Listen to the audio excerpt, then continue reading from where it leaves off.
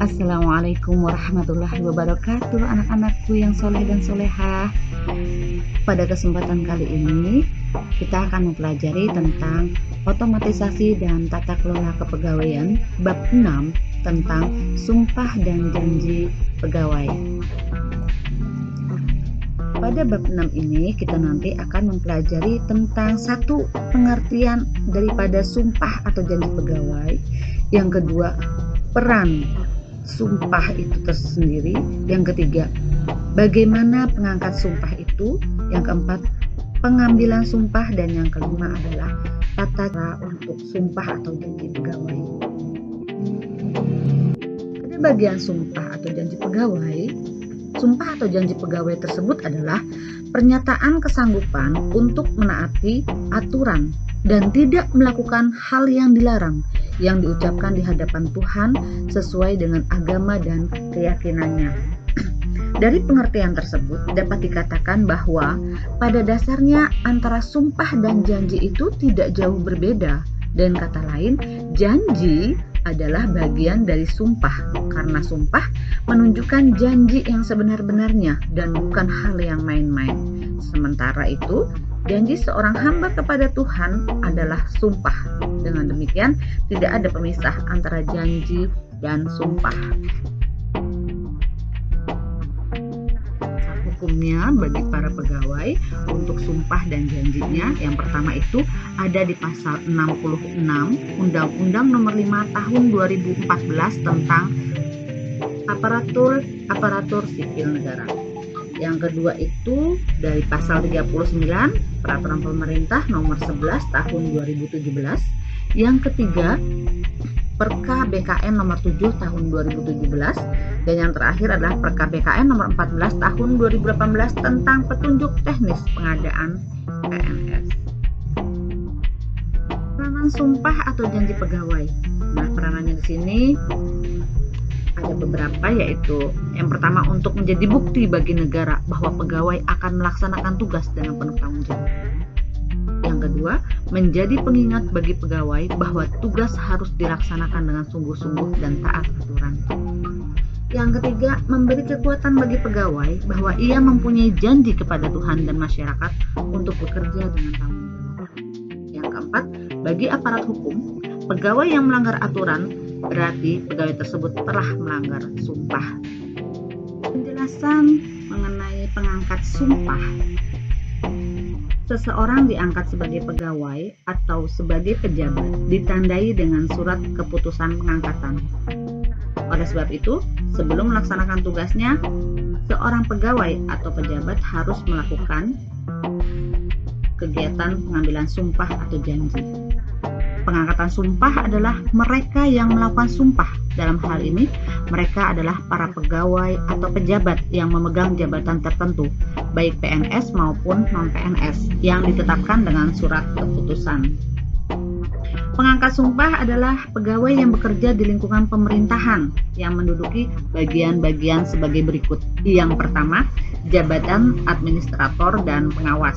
Yang kedua, jabatan fungsional, dan yang terakhir adalah pimpinan tinggi. Penjelasan tentang nomor 4 tentang pengambilan sumpah atau janji pegawai. Pengambil sumpah adalah mereka yang melakukan pengambilan sumpah dari pegawai yang melakukan sumpah. Tidak semua pejabat dapat melakukan pengambilan sumpah.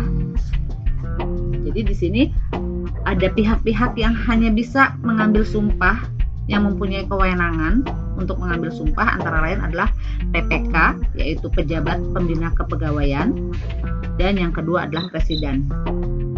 PPK adalah pejabat yang mempunyai kewenangan menetapkan pengangkatan, pemindahan, dan pemberhentian pegawai ASN serta pembinaan manajemen ASN di instansi pemerintah sesuai dengan ketentuan peraturan perundang-undangan. Sedangkan Presiden dalam melaksanakan kewenangannya sebagai pengambil sumpah atau janji jabatan. Presiden dapat menunjuk, pertama itulah PPK untuk pejabat pimpinan tinggi, pertama di lingkungan instansi pusat, yang kedua PPK di instansi daerah. Yang ketiga, menteri yang mengkoordinasi pejabat pimpinan tinggi utama di lingkungan lembaga pemerintah non-kementerian. Yang keempat, pejabat lain untuk pejabat pimpinan tinggi media di lingkungan kesekretariatan lembaga negara. Atau yang terakhir itu adalah menteri dan pejabat lain untuk pejabat pimpinan tinggi media di lingkungan lembaga non-struktural untuk mengambil sumpah atau janji jabatan. Nah, sarana dan prasarana serta peralatan yang dibutuhkan dalam sumpah atau janji pegawai di sini antara lain harus adanya: 1. Kitab suci sesuai dengan agamanya yang dianut. Yang kedua, naskah sumpah. Yang ketiga, naskah kata-kata pengukuhan sumpah. Yang keempat, naskah doa penutup. Yang kelima, naskah pelantikan. Yang keenam, naskah berita acara. Yang ketujuh, ada protokol atau MC yang mengatur jalannya upacara. Yang kedelapan, meja untuk penandatanganan berita acara.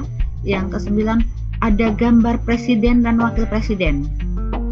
Serta yang kesembilan, ada lambang negara burung Garuda. Yang kesepuluh, ada bendera merah putih. Yang ke-11 ada bendera lambang atau pataka unit. Yang terakhir otomatis harus ada mic atau pengeras suara. Nah, susunan acara dan pihak-pihak yang terkait dalam susunan sumpah atau janji pegawai.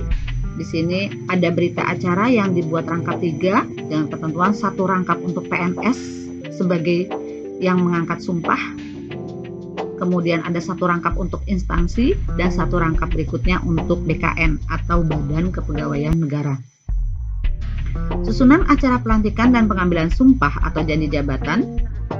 Tata caranya yang pertama itu susunannya harus menyanyikan atau mendengarkan lagu kebangsaan kita yaitu Indonesia Raya. Kemudian pembacaan surat keputusan pengangkatan dalam jabatan. Kemudian pembacaan naskah pelantikan. Kemudian pengambilan sumpah dan janji jabatan serta penandatanganan berita acara pelantikan dan pengambilan sumpah atau janji tersebut. Nah, di sini pihak-pihak yang harus ada dalam sumpah atau janji pegawai yaitu harus ada pejabat yang mengambil sumpah otomatis. Kedua, ada pegawai atau pejabat yang mengambil sumpah. Yang ketiga, ada rohaniwan. Yang keempat, saksi minimal harus ada 2 orang. Kemudian adanya undangan.